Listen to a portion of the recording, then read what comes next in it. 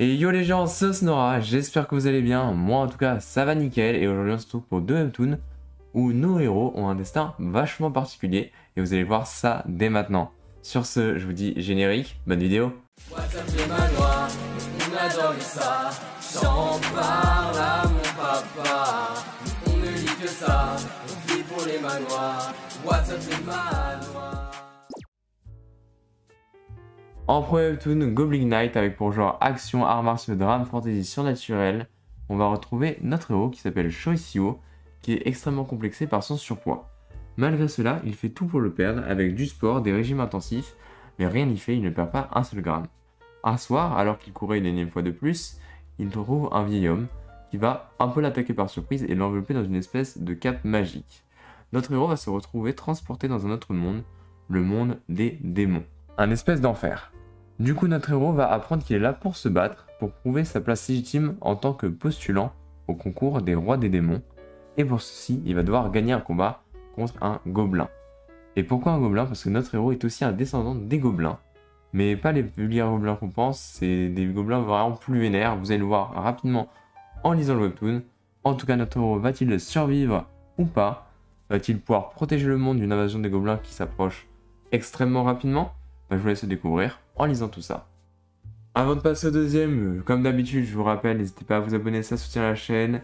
Le like, le commentaire, ça fait toujours plaisir. On est pratiquement à 900 abonnés, je compte sur vous. En deuxième webtoon, mon préféré, Everyone Else is a Return, avec pour genre action, arts martiaux, aventure, mystère et surnaturel. On va découvrir une personne qui a la capacité d'être laissée derrière encore et encore par tout le monde. Il est tellement invisible que même Dieu l'oublie. Pourquoi il l'oublie? Le monde va être infesté par des monstres dans très peu de temps.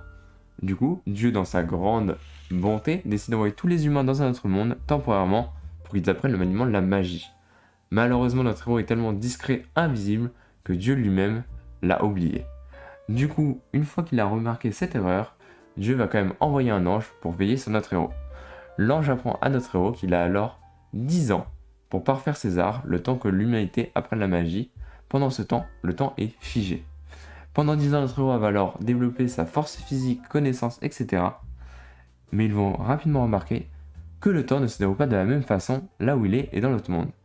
Il va alors se passer 1000 ans avant qu'il revoie les premiers humains. C'est alors que notre héros va découvrir qu'il a largement dépassé les limites humaines. Il maîtrise tous les domaines de la forge, alchimiste, la chasse, tout. Il est nettement supérieur à tous les autres humains, malgré qu'il ne maîtrise pas encore le mana. Alors, comment va-t-il s'en sortir dans un monde infesté de monstres sans mana? Je vous laisse le découvrir en lisant Everyone Else is a Return. Et voilà les gens, c'était tout, j'espère qu'elle va vous plaire. J'attends plus que les 900 abonnés avant de sortir ma vidéo spéciale. Sur ce, je vous dis bonne semaine. On se retrouve encore pour la semaine prochaine. N'hésite pas à t'abonner, je te le demande s'il te plaît, car cela pourrait bien aider. Et n'hésite pas à supporter. Le like.